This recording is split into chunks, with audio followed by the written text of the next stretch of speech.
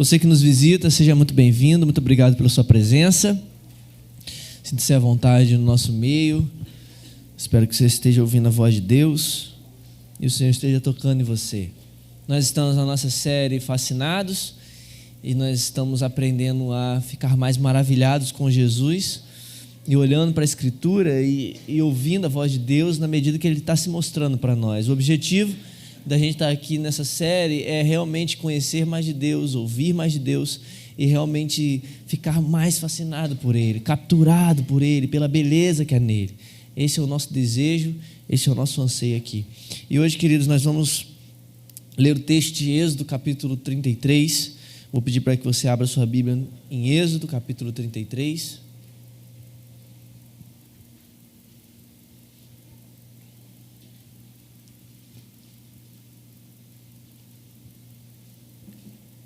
Livro de Êxodo, livro que nós estamos estudando na Escola Bíblica Dominical. Nós vamos ler o capítulo 33 e a gente vai ler do versículo 12 em diante.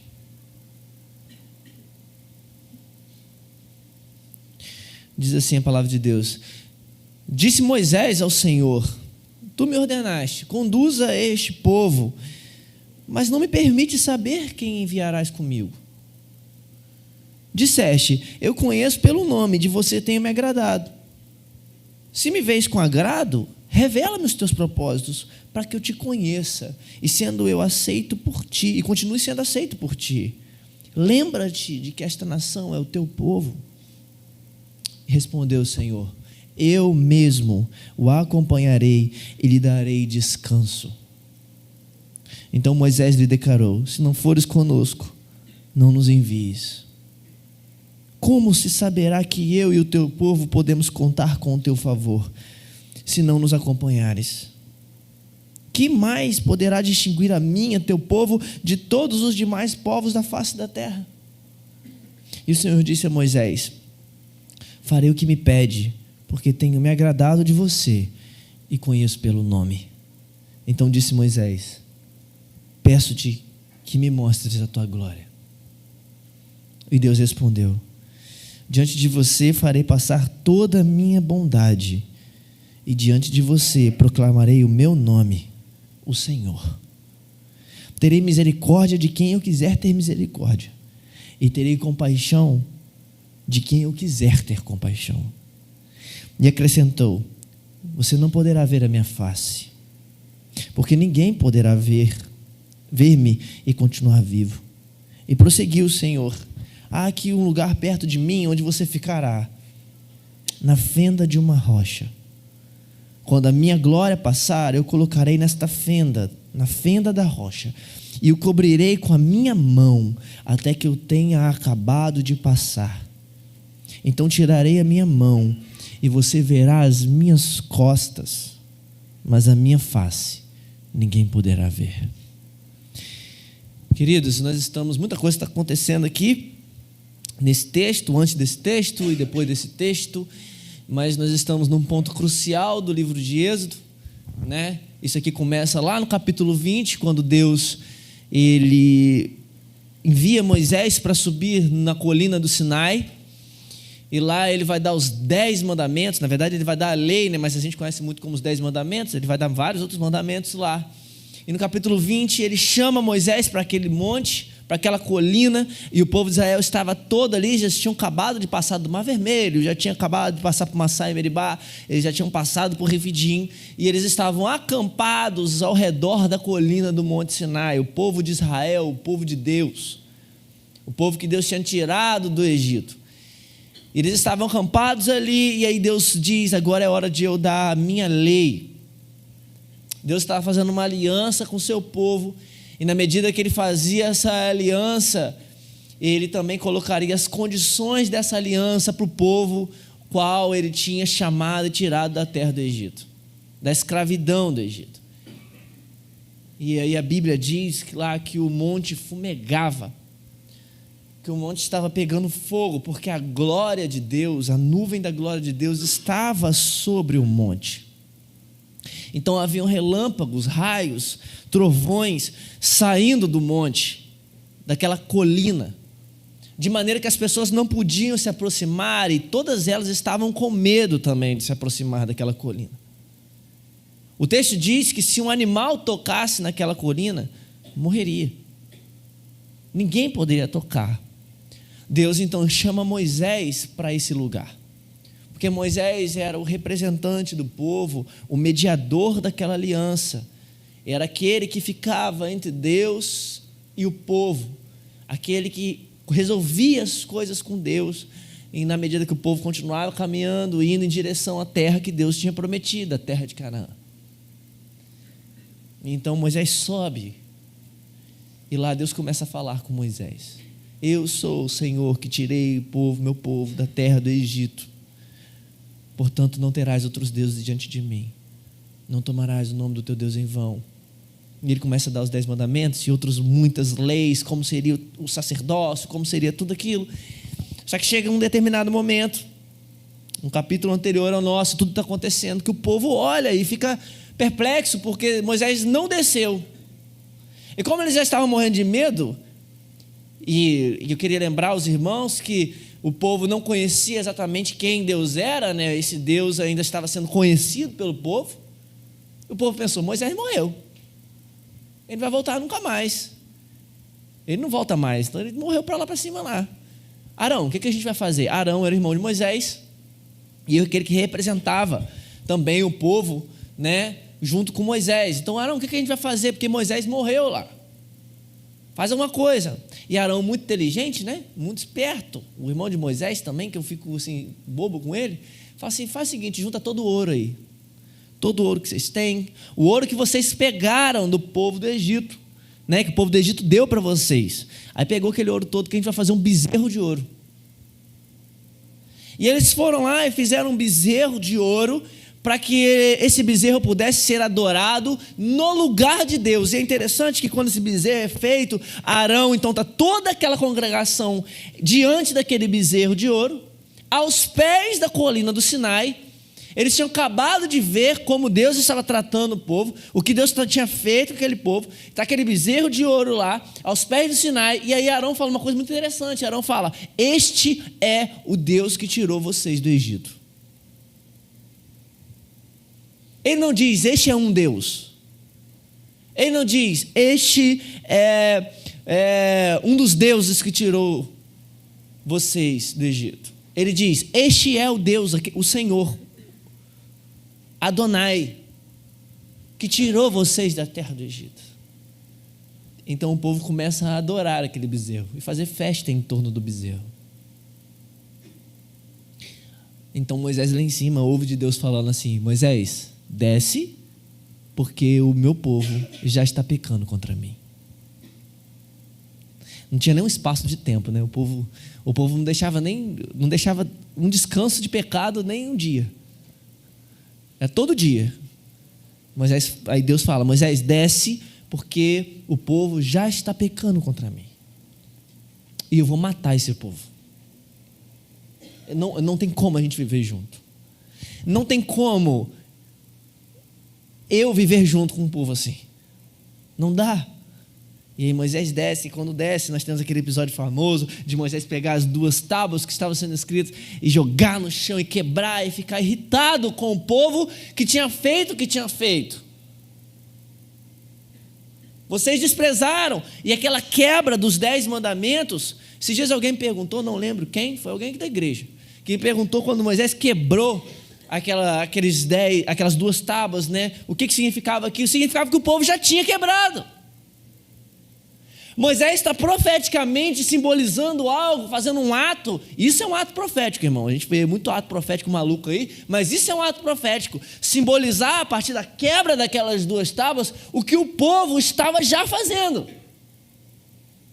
Já tinha quebrado não só um dos mandamentos, mas todos os mandamentos, na medida que eles estavam adorando aquele bezerro.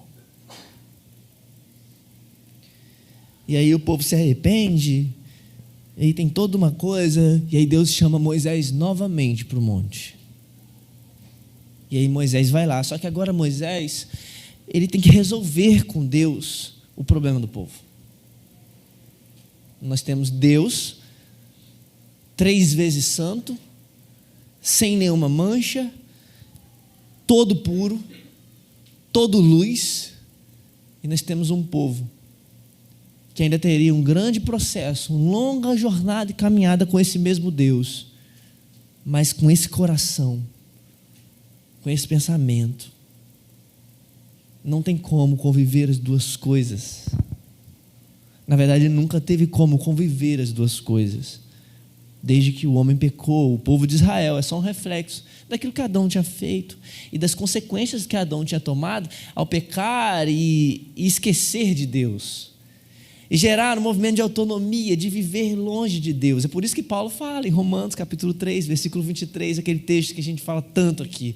Porque todos pecaram e separados estão da glória de Deus. Não tem como conviver a glória e o pecado. Não dá para eles andarem juntos, mas agora Moisés está subindo o monte para ter que resolver esse problema. Afinal, Moisés era o representante. Então Moisés começa a conversar com Deus muitas coisas. E aí Deus começa a dizer algo para Moisés, muito chocante. Ele diz: olha, eu vou enviar um anjo. Eu vou deixar o meu povo ir, afinal Deus é um Deus gracioso. Deus não é igual a você, querido. Deus não é igual a mim.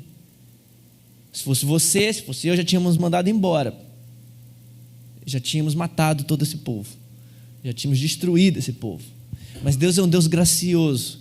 Deus é um Deus que está moldando. Deus é um Deus que está forjando, dando chance, está mostrando caminhos de arrependimento para aquele povo. Mas chega nesse momento, Deus diz: eu vou enviar um anjo para eles irem, para ele ir com vocês até a terra. Eu vou dar a terra, mas eu não vou com vocês mais.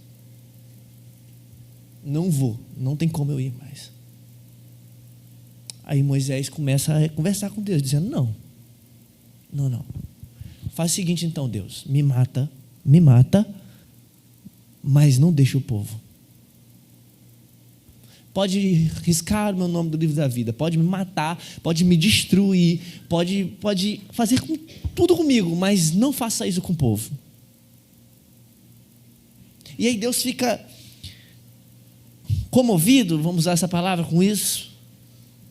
E Deus diz: então vai, o anjo vai com vocês, o anjo vai. E aí nós entramos no texto onde a gente leu hoje, que Moisés começa a dialogar com Deus, dizendo: você me disse, Deus, conduza este povo. Moisés, a primeira pergunta de Moisés, a primeira coisa que ele precisa saber é: então como ele vai conduzir esse povo sem Deus? Você me disse, Deus, conduz esse povo, mas agora como eu vou conduzir esse povo se eu não sei quem vai comigo? Eu não sei que anjo é esse, eu não sei que presença é essa. Por quê? Porque Moisés estava acostumado com a presença de Deus. Ele estava acostumado a falar com Deus como fala com um amigo. E à medida que a gente vai se acostumando a andar com Deus, queridos, é muito mais fácil saber o que não é Deus. Qual é a voz de Deus e qual não é. Assim como fica muito mais difícil também não ter Deus. Como Moisés tinha caminhado, andado, visualizado, visto as obras de Deus e ouvido a voz de Deus e sido amigo de Deus durante todo esse tempo, não tem como escolher outra coisa. Eu não quero um anjo. Eu não quero uma pessoa. Eu não quero um grande exército. Eu quero você. É por isso que depois ele começa falando assim: olha, revela então os teus propósitos para mim. E depois ele diz para Deus: olha, se você não for conosco, Senhor, não nos faça sair desse lugar. Porque não há razão para a existência. Não tem como se mover sem Deus. Não tem o caminho, você não vai chegar em nenhum caminho sem Deus, porque Deus é o caminho. Ele é o princípio do caminho, e Ele é o fim do caminho, e Ele é o meio do caminho, Ele é todo o caminho. Não há possibilidade de ter propósito a nação, ou você, ou quem quer que seja, não tem possibilidade de ter propósito, direção, um lugar para chegar, uma esperança, uma terra que pode ter o que for lá, se Deus não tiver. Se você não for, Deus, não nos faça sair desse lugar. Nós não queremos sair daqui sem o Senhor. Não importa se é um anjo, não importa se são milhares de anjos, não importa se são as maiores riquezas celestiais, se são os 24 anciãos, se são todos os Enoque e todos os grandes homens que viveram com o Senhor. Eu não quero eles. Se o Senhor não estiver comigo, se o Senhor não estiver com esse povo, nós não temos direção, nós não temos caminho, nós não temos propósito, nós não saberemos aonde nós chegaremos. E aí Deus continua a responder a Moisés, quando ele diz: então olha só, eu vou fazer o que você me pede, porque eu tenho agradado de você e te conheço pelo nome. Isso aqui é uma das coisas profundas também, porque o que vai acontecer aqui, queridos, é uma das coisas mais fascinantes mesmo assim da Bíblia, assim. Não aconteceu até agora. Se você ler a Bíblia de Gênesis, não aconteceu até agora o que vai acontecer aqui, e poucas vezes aconteceu. Mas essa conversa de Deus com Moisés, ela é muito profunda, e ela tem tantas coisas que nós poderíamos fazer uma série de pregação só nesse texto aqui. A forma como que Moisés fala com Deus, quando ele diz: esse é o teu povo, não é meu povo não, Deus. É o teu povo, você escolheu. O que as nações vão dizer quando virem esse povo aqui, aí ao léu, vivendo de qualquer maneira? Eles vão falar de você, Deus, não é do povo não. Não é assim que a gente faz com um amigo? E aí chega nesse momento que Deus fala assim: eu vou fazer o que você me pede, porque eu me agrado de você, Moisés, e eu te conheço pelo nome. Aqui é interessante, porque Deus conhece as estrelas pelo nome. Conhecer o nome de Moisés é a coisa mais simples do mundo. Por que Deus falaria isso aqui? Porque tem algo mais profundo que simplesmente conhecer pelo nome. Ele conhece todo mundo pelo nome, ele te conhece pelo nome, conhece até o nome que você vai ter. Ele já sabe. Conhecer pelo nome que eu sou íntimo de você, Moisés. O que você quer, Moisés, é o que eu quero. Você leu o meu coração, Moisés. Você entendeu o que está aqui, Moisés. Me agradar de você, que Deus está falando aqui, não é que você é muito bom, Moisés, você não pecou. Pelo contrário, Moisés fazia tão parte daquele povo como qualquer um que estava naquele povo. Não tem a ver com a bondade de Moisés, não tem a ver com a fidelidade de Moisés, porque se a gente continuar daqui a pouquinho vai ter um monte de infidelidade de Moisés, ao ponto de Deus nem deixar. O único, todo mundo vai entrar, né, daquela geração depois de que morreu, menos ele. Não tem a ver com que eu me agrado das suas obras, Moisés. Eu me agrado da intimidade que há entre nós. Eu sou íntimo de você. Chega um momento, queridos, que o homem de Deus, a mulher de Deus, né, o homem ser humano, o homem de Deus, ele se alinha com Deus ao ponto de entender as coisas do coração de Deus. E na medida que ele pede a Deus, é como se tivessem dois planetas se chocando. O pedido do homem e a vontade de Deus. E elas se tornam a mesma coisa, como num eclipse. Quando você olha para o sol, ele está escuro, porque a lua está na frente. E a terra também. E se tornou uma coisa tão impressionante de se ver, é quando o pedido do coração de um homem é o mesmo pedido do coração de Deus. Deus está fazendo o que vai fazer aqui agora, de permanecer com aquele povo, não é porque Moisés insistiu, é porque Deus já queria. Mas nesse processo, nessa jornada, Ele quer ensinar o homem de Deus a ouvir mais do coração de Deus e conhecer mais da vontade de Deus. É isso que Ele quer dizer com: eu me agrado de você, Moisés, e eu te conheço pelo nome. Eu tenho intimidade com você. Você me conhece muito bem. Você sabe que eu quero. Você sabe que eu sou um Deus gracioso. Você sabe que eu sou um Deus que perdoa. É por isso que você está alinhado comigo. O salmista diz: deleita-te no Senhor e Ele satisfará os desejos do seu coração. E a gente usa esse texto para dizer o quanto Deus vai dar o que a gente quer. Mas você tem que entender o texto direito, queridos. Deleita-te no Senhor e Ele satisfará os desejos do seu coração. Porque uma vez que você está deleitando-se no Senhor, os desejos do seu coração vão ser os desejos do coração dEle. Uma vez que você vive na intimidade da tenda, do encontro de Deus, uma vez que você vive no lugar onde Deus está, uma vez que você vive maravilhado por esse lugar onde Deus habita, o que nós chamamos de secreto, uma vez que você está ali e você passa tempo ali, o que você pede se alinha com Deus. É por isso que a gente ora aqui milhares e milhares de vezes aqui. Senhor, o que você quer? O que você está querendo? Aonde você está andando? Quais são as coisas que você quer mostrar? Quais são as coisas que você quer que a gente faça? A gente brinca, né, que são orações perigosas, perguntar se está tudo bem com Deus. Está tudo bem com você, Jesus? O que seu coração está sentindo hoje? Ele vai te dar uma enxurrada de coisas que você vai ter que fazer. É isso que está acontecendo com Moisés aqui.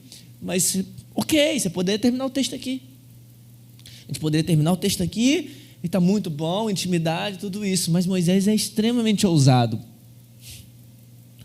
Ele é ousado.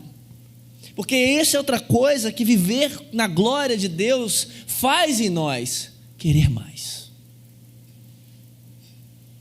Um dos grandes sinais, queridos, que a glória de Deus está desvanecendo para você é a falta de fome, a falta de sede, a falta de desejo por mais. É impressionante o quanto que a gente não consegue construir uma realidade de satisfação e desejo na mesma quantidade. Satisfação demais pode gerar pouco desejo. Desejo demais quer dizer que parece que Deus então não está te satisfazendo. O que acontece com Deus é um paradoxo de uma satisfação faminta, de uma satisfação desejante na mesma medida, porque quanto mais eu desejo, mais eu sou satisfeito.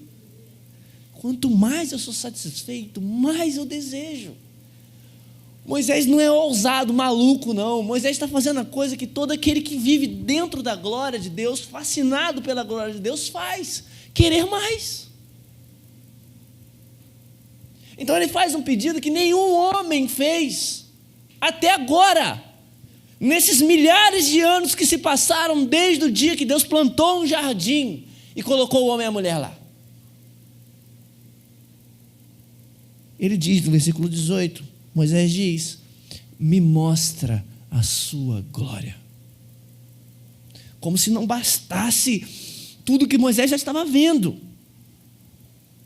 Como se não fosse suficiente todo o trovão, todo o relâmpago, tudo que Deus estava fazendo ali para Moisés ver. Moisés sabe que tem mais.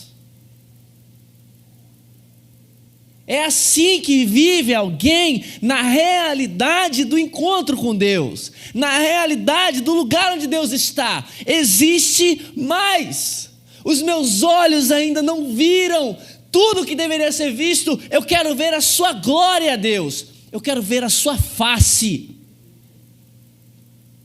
Como em outras versões, me mostra o seu rosto, me mostra a sua face. Eu quero ver quem você é de verdade. Eu não quero ver só as suas ações. Eu não quero ver só o que você pode fazer para esse povo. Eu não quero ver só como você é compassivo. Eu quero ver você, Deus.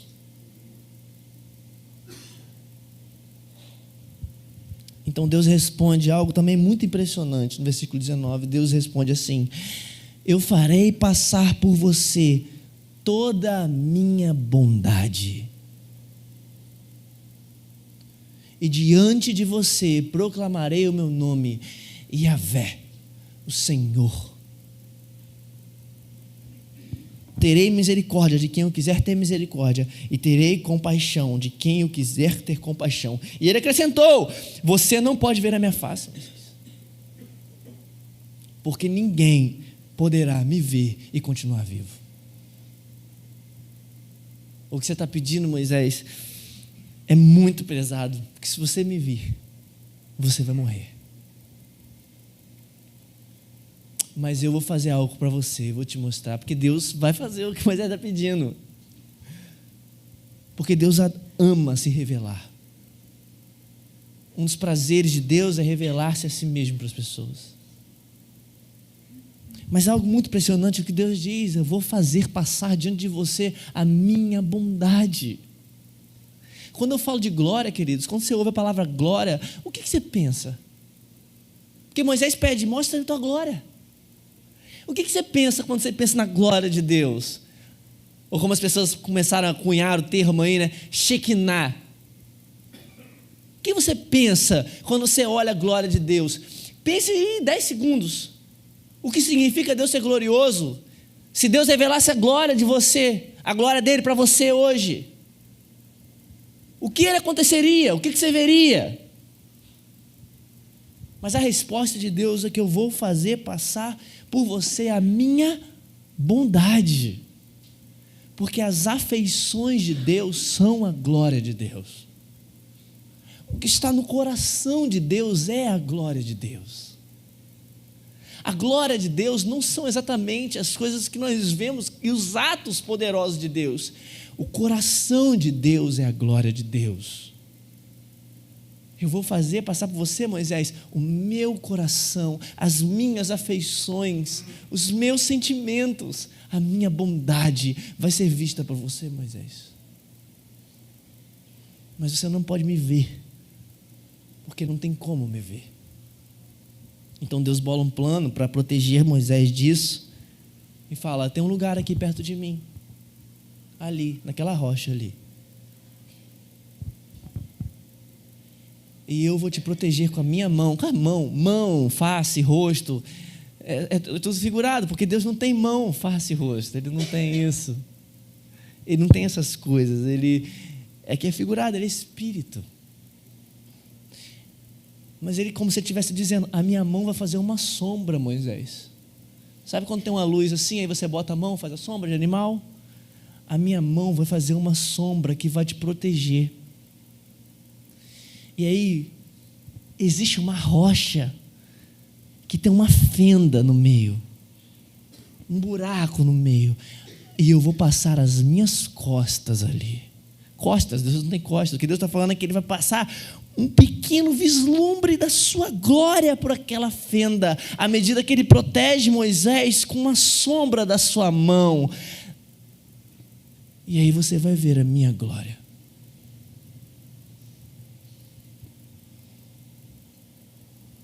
E o que acontece? É exatamente isso. Moisés é posto então ali por trás daquela rocha, e numa pequena fenda, algo tão glorioso passa, que mais à frente, Moisés, quando desce daquele monte, no próximo capítulo, as pessoas olhavam para o rosto de Moisés e estava brilhando.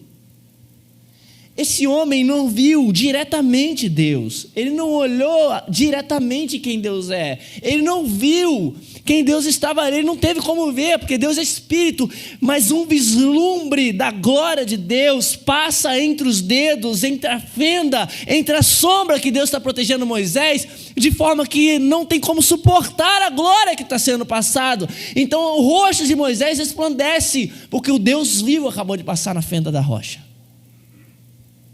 Então o lugar que poderia ser de morte, porque aquele que vê a Deus morre, agora é um lugar seguro, onde Moisés pode ver a Deus e ver a face de Deus. Na fenda da rocha. E o texto continua depois, todo o texto é bonito, desde o capítulo 33 até o capítulo 34, quando Deus começa a proclamar o seu nome para Moisés. Senhor, Senhor, Deus misericordioso e compassivo, cheio de graça e verdade, que guarda a iniquidade até a 4ª geração, mas perdoa os culpados até a 1000ª geração. E ele continua proclamando o seu nome, e aí Moisés desce dali cheio de glória. Por um pedido de fascínio e desespero, me mostra a sua glória. É como se muitas coisas pudessem então entrar na mente de Moisés. E aí Moisés pudesse começar a ver coisa por coisa, como Deus estava mostrando a sua glória até se revelar ali na fenda de uma rocha.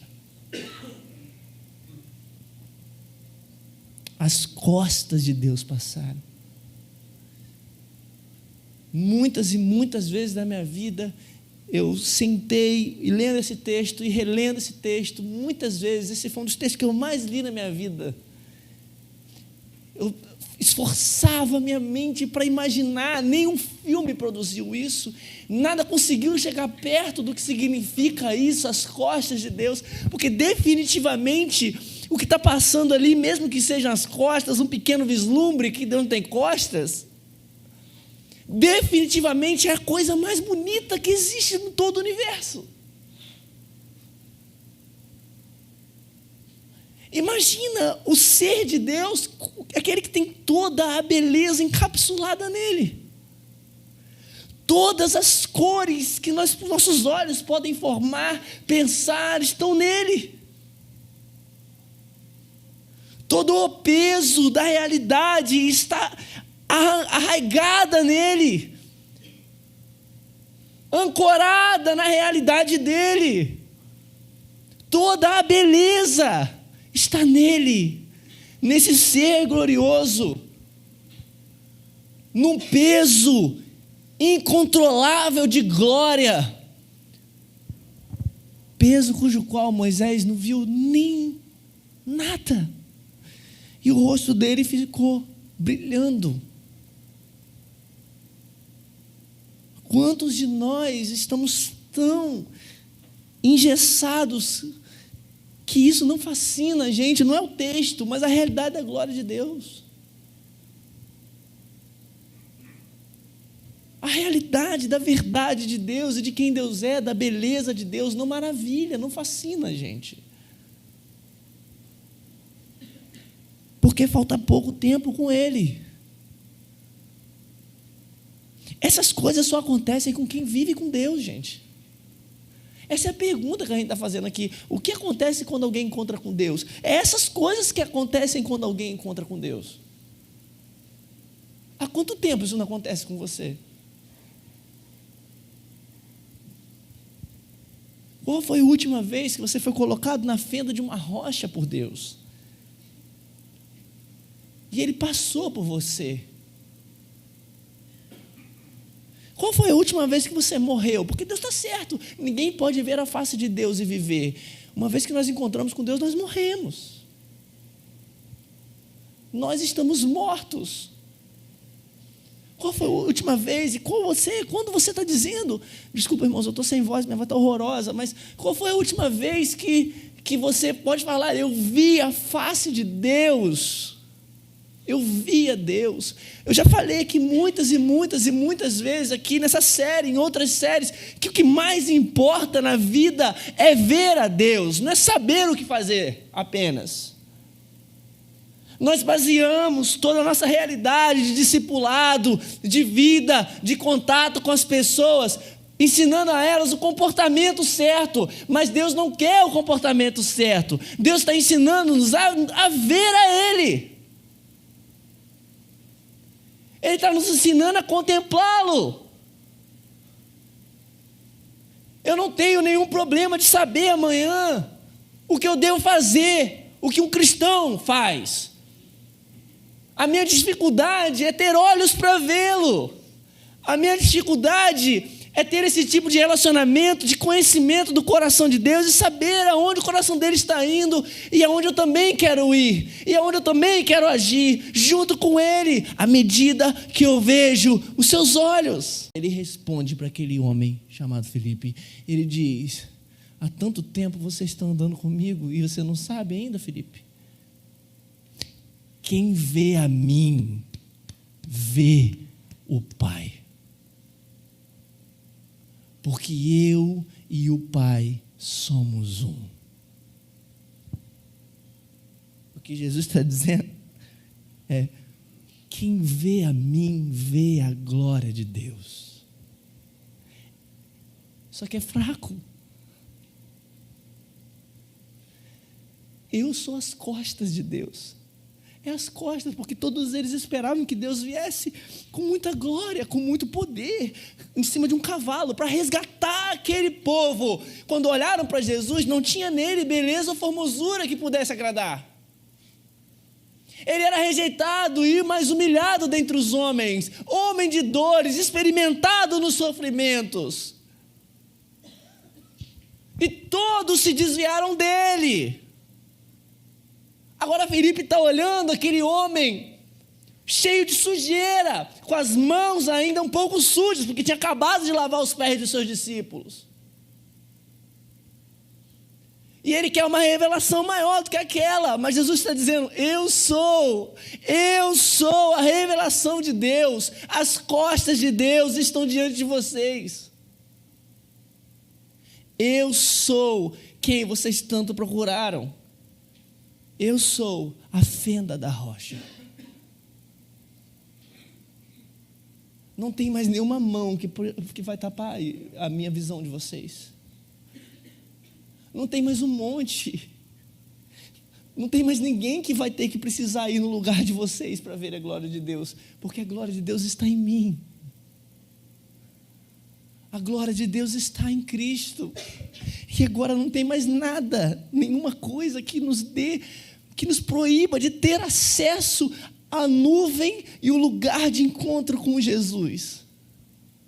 Porque todos os tesouros e a sabedoria inteira de Deus e a plenitude de Deus está em Cristo. Neles estão escondidas todas as riquezas e plenitude de Deus. Ele é o esplendor da glória de Deus e a exata expressão do ser de Deus. Ele é a fenda.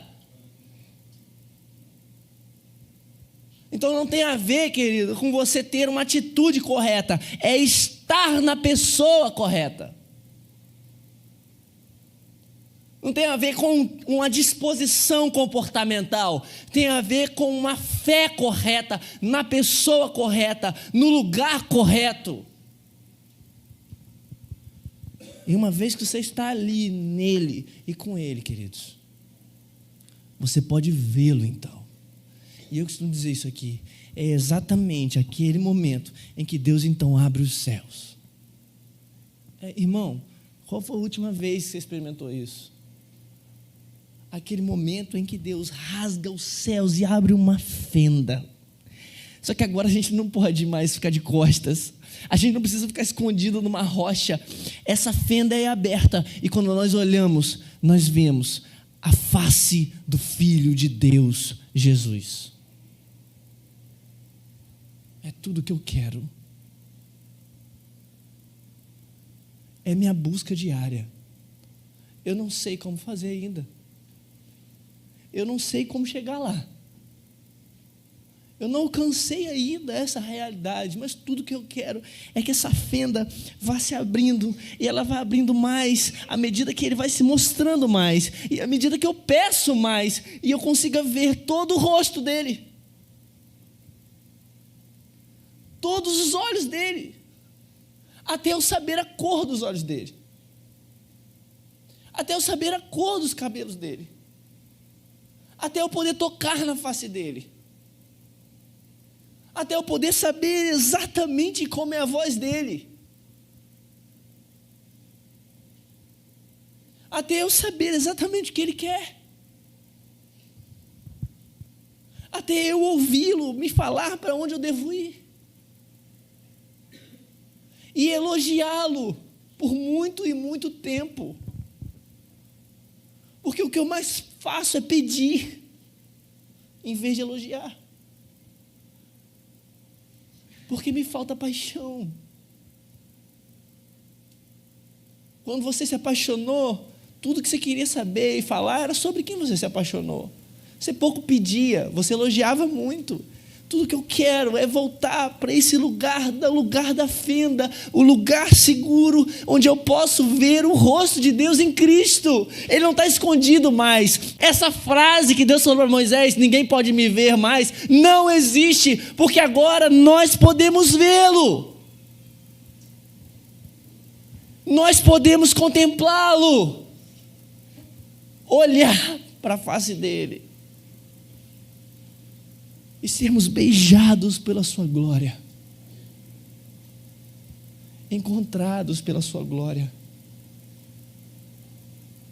e então conhecermos as suas afeições, conhecermos a sua bondade, conhecermos tudo que ele é de fato. Como eu desejo isso para mim. Eu não quero mais pedir a Deus, me mostra o Pai. Me mostra outras coisas, Jesus. Às vezes eu sou assim. Então, Jesus, quer me mostrar a sua glória? Então me dá isso aqui. Jesus, isso é muito glorioso, porque ele acabou de me mostrar uma outra coisa que não é ele. Eu não quero que ele me mostre outras coisas. Eu não quero que ele fale para mim, há tanto tempo eu estou andando com você, e você está me pedindo outras coisas, eu estou aqui. Eu quero reconhecê-lo. Eu quero saber quando ele está num lugar e quando ele não está. Eu quero que ele seja a fenda do lugar onde eu vejo. Eu quero que essa fenda se abra e eu possa ver ele. E à medida que eu me aproximo mais e mais dele, mais e mais ele vai se revelar a mim, e mais desejoso eu vou ficar.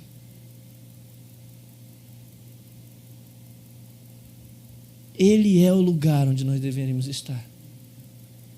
Ele é o lugar da glória de Deus. Ele é o lugar de encontro. Ele é a nuvem. Ele é a nuvem, como diz, ele é a nuvem que aponta o destino, a nuvem que encobre o passado. Ele é o pão que sacia a fome,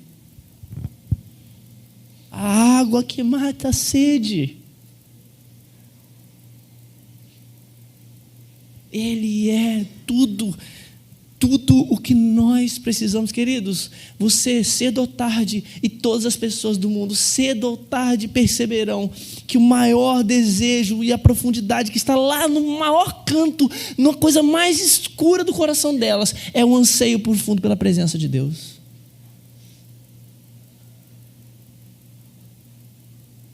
Cedo ou tarde você vai saber isso. Para pior ou para melhor, que a coisa que você mais precisa e mais deseja lá no fundo, só que você procura em outras coisas, só que você deseja em outras coisas, só que você gasta isso em outras coisas. Lá no fundo de todas as coisas, o anseio da alma humana é da presença de Deus. Então o que você está esperando? Ela está disponível. Você está esperando o quê? Você está esperando ter algum conhecimento? Você está esperando saber algumas coisas mais? Você está esperando saber orar? Você está esperando ter um cargo na igreja? Você está esperando saber algumas coisas, sei lá, ser amigo de alguém? Você está esperando fazer um curso teológico? Está esperando saber cantar? O que você está esperando? Se o desejo mais profundo da alma humana é dessa glória, da qual a gente está separado desde o pecado, o que você está esperando se essa glória está disponível na medida que você vai até Cristo?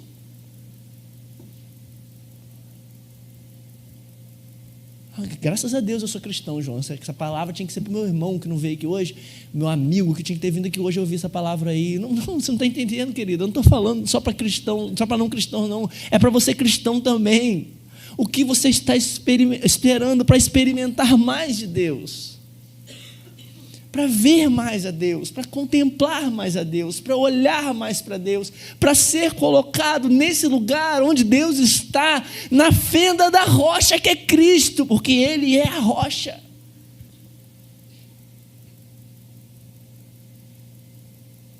Se está disponível, então é para nós.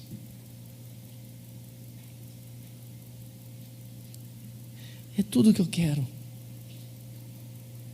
Mostra-me tua glória.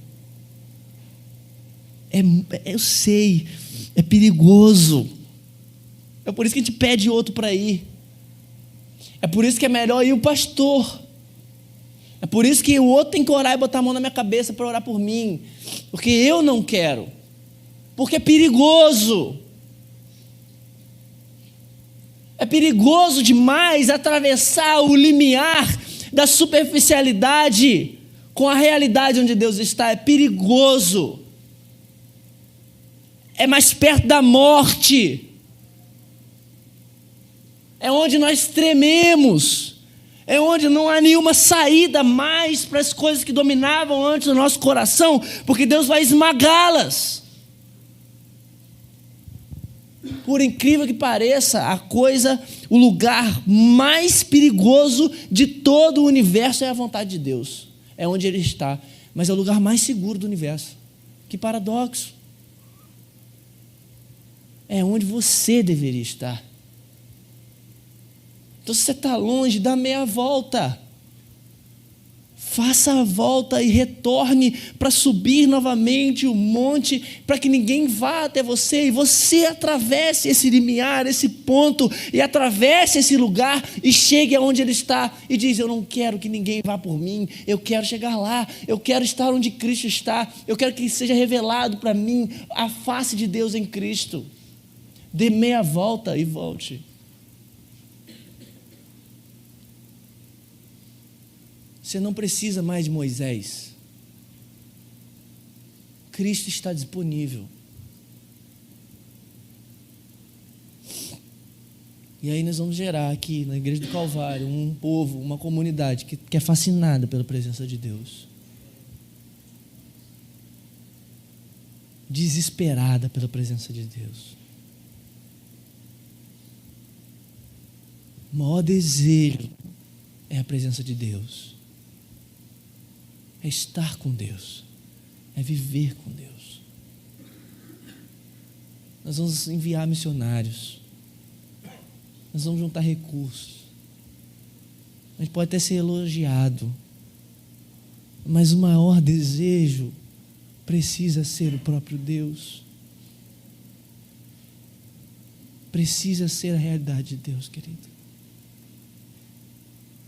Dê meia volta e volte para o lugar onde Deus está. Vá até a fenda da rocha. Dê meia volta, volte. Você já virou direção, mas está indo? Então continue indo. Atravesse o ponto. Atravesse o lugar que poucos foram. Atravesse esse lugar onde poucos quiseram atravessar. E perca todas as coisas. E morra. Morra. Ao ponto de o seu nome ser completamente esquecido. E você ouviu uma coisa muito profunda que Moisés ouviu: eu te conheço pelo nome. Morra. Atravesse e morra. Atravesse e perca tudo.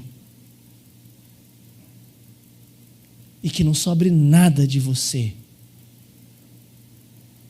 Absolutamente nada. Faça isso hoje. Deixe a glória de Deus esmagar o resto das outras glórias que não são nada. Você vai ter um tempo para pensar sobre isso.